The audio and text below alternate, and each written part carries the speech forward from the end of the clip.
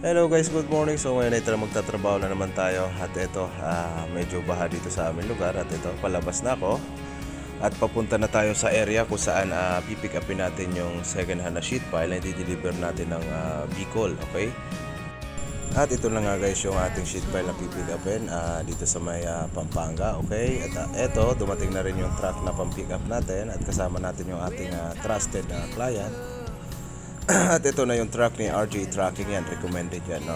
At ayan na nga po, niloadan na rin natin ng second hand na sheet pile na type 2 U9 at kinakarga na ng ating mga big boss. Alam na, hindi na natin babanggitin ang kanilang mga pangalan, no? So ngayon, habang niload yan, tumakbo na rin kami papuntang Bicol. Ayan. So nasa SLEX na kami at babaybayin na namin ang kahabaan ng Bicol. So mga galing dito siguro sa SLEX bago magbabiyahe tayo ng nakulang 9 hours hanggang doon.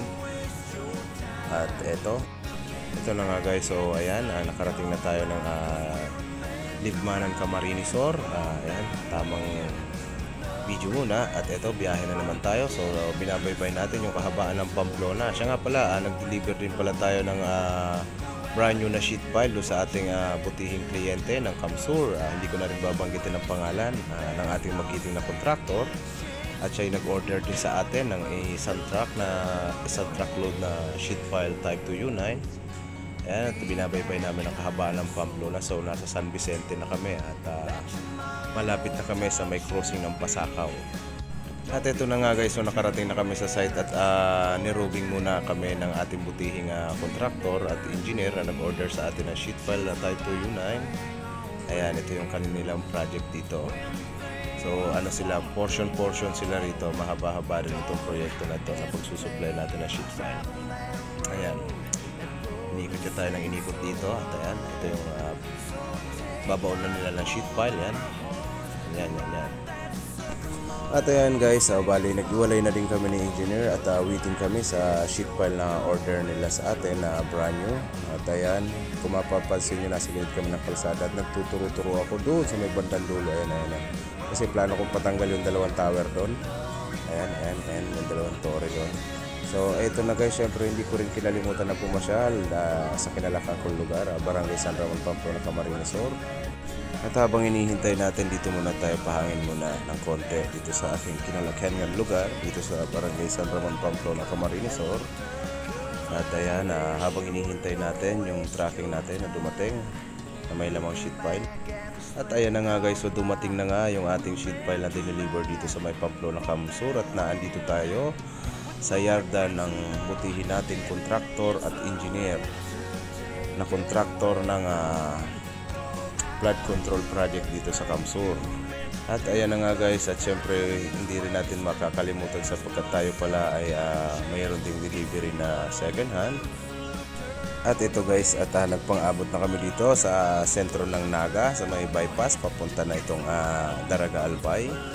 Ito yung ating second hand na deliver na na type 2 U9. Ayan, kung makikita nyo, goods na goods pa, maayos pa. Yung iba galing sa bunot, yun naman ay old stock. Minamaneho ito ni Paring Elvis, pinakang guwapong driver ni RJ Tracking, no. Ayan. At ngayon ay chinecheck namin at ang sabi sa akin kasi ni Elvis ito daw ay tumatagilid. Ewan ko lang kung anong klaseng tumatagilid. So ngayon chineck muna namin at baka nga naman mamaya ay bumagsak. Magkaroon pa kami ng matinding aberya. Nakita nga namin ay medyo nga tumagilid ng konti lang, pero kayang-kaya naman. At ngayon bali inikutan ko siya, chineck ko. May tinuturo siya dyan na hinigpitan niya raw doon sa kabila para daw pumantay. At ito na nga, chineck namin hanggang hulihan. Tinitingnan namin kung ano ang itsura niya, kung siya ba ay babagsak talaga o hindi. So nakita naman namin na maayos at sabi ko sa kanya ay dahan-dahan lang. At ayan guys, so ito na, bali bumaba na rin tayo ng Pamplona, Kamsur para i-check natin yung nag-unload natin ng sheet pile na brand new na dineliver natin sa ating butihing contractor. At ito, at habang binababa nila yan, so nag-gora na rin kami at nag-prepara na para bumalik ng Maynila sapagkat tapos na aming delivery.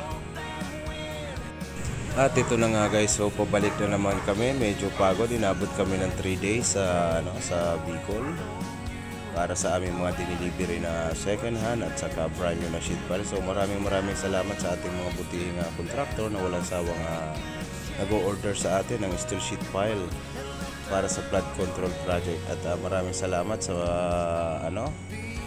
walang sawang pagsitiwala po at sa uulitin ulit po.